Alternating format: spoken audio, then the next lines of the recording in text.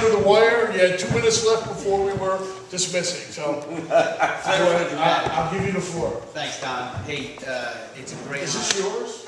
No, Scott's. Oh, Scott's. Very nice. Okay, sorry. Hey, Don. First of all, thank you very much for the opportunity. It's great to be back with you. This federation does incredibly fantastic work. And thanks for what you're doing for the Wounded Warriors. It's going to make a difference. You know, as we convene here tonight, I mean, no surprise to anybody here. I mean, we're hurt.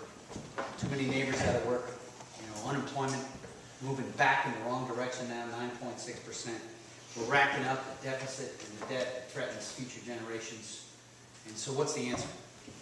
Is the answer more health care bills? And is the answer cap and trade? Is the answer, you know, card check? More stimulus bills? Doesn't work. It's not going to work. We need a new direction. We need a new voice. And what our campaign stands for is the targeted tax and regulatory relief to repeal and replace the health care bill, because that's what addresses the underlying problems. Everywhere we go, we listen to small business owners. We hear them, and they talk to us loud and clear about the impediments to growth. And that's exactly what the impediments to growth are. 70% of our jobs are going to come from small business owners, having created them. And so what we need to do is give them the relief. And that's exactly the direction we need to take this country. We're not going to solve our problems from Washington, D.C. It's going to be right here. It's going to be right here. So I will tell you, I'm reaching out for your support. I'm asking for your help. I'm asking for your vote in November for a new direction for our district here. We can get this done. We can get this done. I know it seems tough. We've been in tougher situations before. If we make the right choices, our best days are still in front of us. I appreciate the opportunity to be with you. Hoorah. That was quick.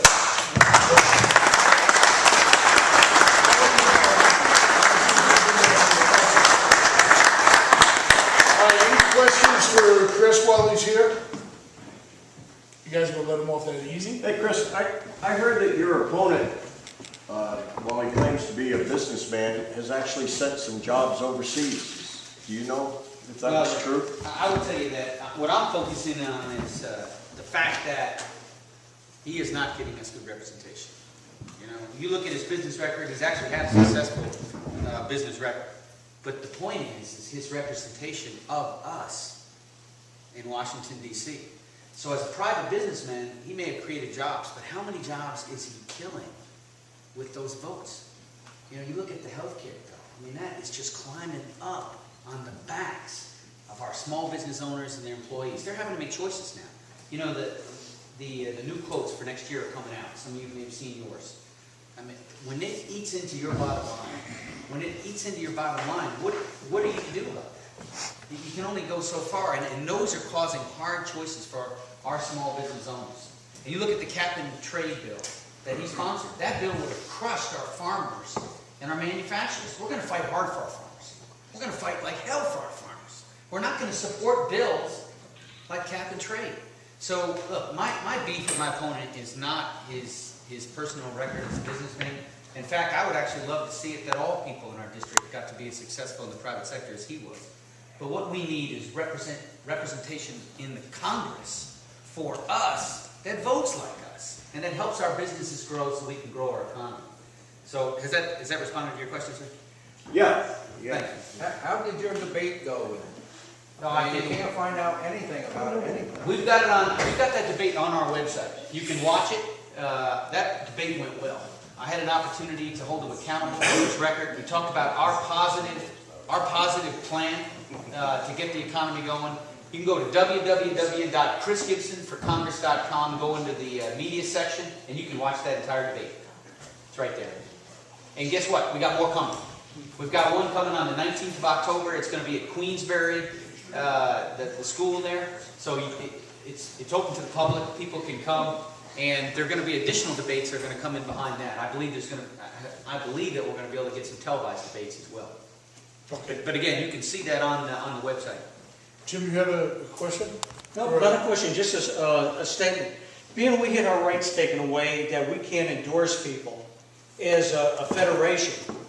And I'm talking as a sportsman now and as a citizen, not as vice president of the federation. each and every one of us has got to get letters into the editor. If we support Chris, our clubs has got to get letters in. We can't do it as a federation any longer, and we know what's going on with Chris's opponent. You know, he's going to vote against every bill that comes up with the Second Amendment. And if everybody here wrote a letter between now and the election, it would be great, letters to the editor. We can't do it as a federation, but as an individual sportsman, individual clubs, we can. And we got to do it. We can't sit back and let somebody else do it. We finally got a man here that's going to make a good congressman, and we got to support him. We can't do it as a federation, but individuals and clubs, we can. So let's get out here and...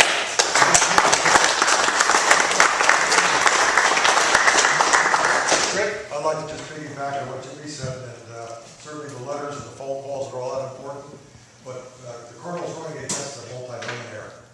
I suggest all of us reach into our checkbook and send a little check to his fund in his campaign, because the cards are stacked against him in that regard.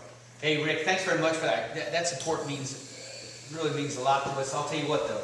Like I told those individuals that were with me over in Greene County about 10 days ago, fear not. My opponent, we've said all along, is going to outspend us. We're going to raise enough to compete in the air. We're going to win this campaign on the ground. That's how we're going to win it. Because you can't buy a vote. We'll get people to come out. We'll inspire them to come to the polls and vote. And our campaign's about getting the private sector economy going, balancing our budget by reducing federal spending and protecting our freedoms. Protecting our freedoms from threats from abroad and from encroachment here at home. And here's the thing, you know, my opponent may not have voted for anything to harm the Second Amendment, but what is his first vote in Congress going to be for? Everybody's familiar. The first vote you take is on the Speaker. His vote's going to be for Nancy Pelosi.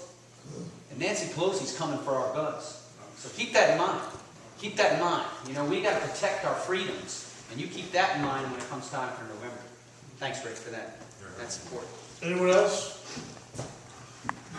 Yeah, I just thought I'd make a comment on what you said about sending letters. I think that would be a very appropriate payback for the people that tried to silence us. Instead of one letter going out of endorsement, if we got 30 clubs that can send a letter of endorsement. Okay. Anyone else? Good luck, Carl.